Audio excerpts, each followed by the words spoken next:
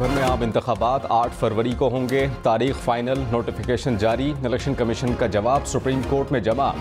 Chief justice ने कहा कि इलेक्शन इसी तारीख पर हो जाने चाहिए जिस पर इत्तेफाक हुआ। किसी को कोई एतराज़ हो तो बता दें। पाकिस्तान तहरीक इंसाफ के वकील अली जफ़र, आपने कहा था इंतखाबात की तारीख का ऐलान होने के बाद पत्थर पर लकीर होगी, वो जुमला भी हुक्मनामे में लिखवा दें। चीफ जस्टिस ने कहा 8 फरवरी को इंतखाबात ज़रूर होंगे। इस लाइटर नोट पर समात ख़त्म कर रहा हूँ कि इंतखाबात बखैरी व आफिद हो जाए। सुप्रीम कोर्ट ने कहा कि इंतखाबात का मामला तमाम फरीक़ैन की रजामंदी से हल हो सकता है। इलेक्शन प्रोग्राम की तारीख दी जाए। वकील इलेक्शन कमीशन ने कहा कि हल्का बंदियों के बाद इलेक्शन प्रोग्राम का ऐलान किया जाएगा। 30 नवंबर को हल्का बंदियां मुकम्मल होंगी। दिसंबर के पहले हफ्ते में इलेक्शन प्रोग्राम देंगे। जस्टिस अतहर मिनल्ला ने कहा 8 फरवरी की तारीख इलेक्शन कमीशन ने दी। ये कोई ना सोचे कि इंतखाबात की तारीख अदालत ने दी। हर फरीक को अदालती हुक्म पर अमल करना होगा। पाकिस्तान तहरीक इंसाफ के दौरे हुकूमत में कौमी असम्बली की तहलील का फैसला गैर आईनी था। उस वक्त के वज़ीर आज़म और सदर ने जो किया वो उनके इख्तियार में नहीं था। सुप्रीम कोर्ट ने हुक्मनामा जारी कर दिया। कहा तहरीक अदम एतमाद के बाद सदर वज़ीर आज़म की हिदायत पर असम्बली तहलील नहीं कर सकते। गैर आईनी तौर पर असम्बली तहलील करना गद्दारी के ज़ुमरे में आता है। उस वक्त के वज़ीर आज़म ने असम्बली तहलील करके आईनी बहरान पैदा कर दिया। अवाम को मुंतखब नुमाइंदगान से दूर नहीं रखा जा सकता।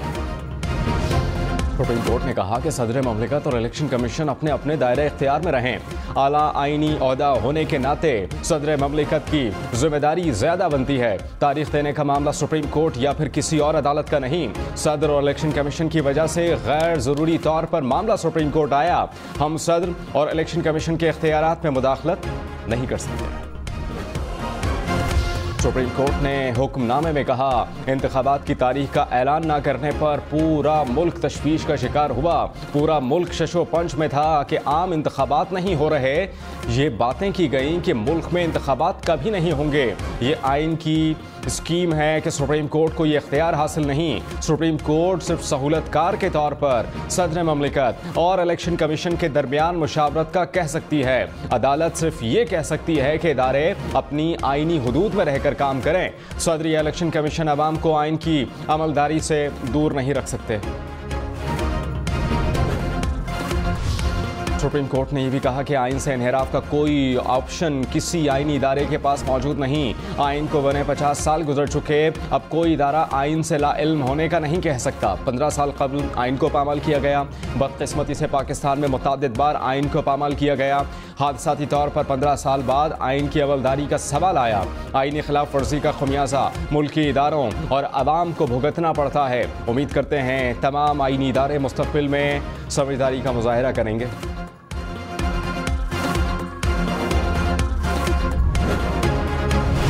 इलेक्शन की तैयारियों पर इलेक्शन कमीशन हुकाम ने सर जोड़ लिए। Chief election commissioner Sikandar Sultan Raja की सरबराही में इजलास।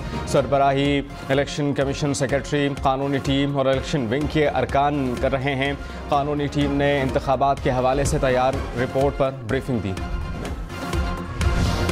पाकिस्तान स्टॉक मार्केट के नंबर तारीख की बुलंद तरीन सतह पर इंडेक्स 53,000 पॉइंट से ऊपर चला गया। 100 इंडेक्स में 600 से ज़ायद पॉइंट्स का इजाफा रिकॉर्ड किया गया।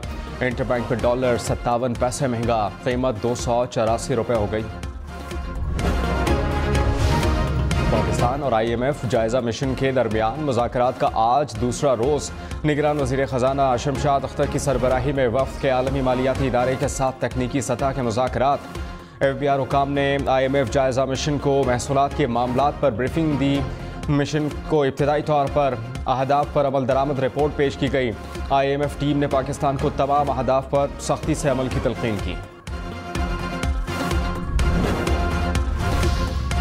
साइफर केस में चेयरमैन पाकिस्तान तहरीक इंसाफ ने सुप्रीम कोर्ट में दरख्वास्त जमानत दायर कर दी। दरख्वास्त जमानत वकील सलमान सफदर ने दायर की। चेयरमैन पाकिस्तान तहरीक इंसाफ की साइफर केस में ट्रायल कोर्ट और हाई कोर्ट ने जमानत मुस्तरद की थी। पड़ेगा।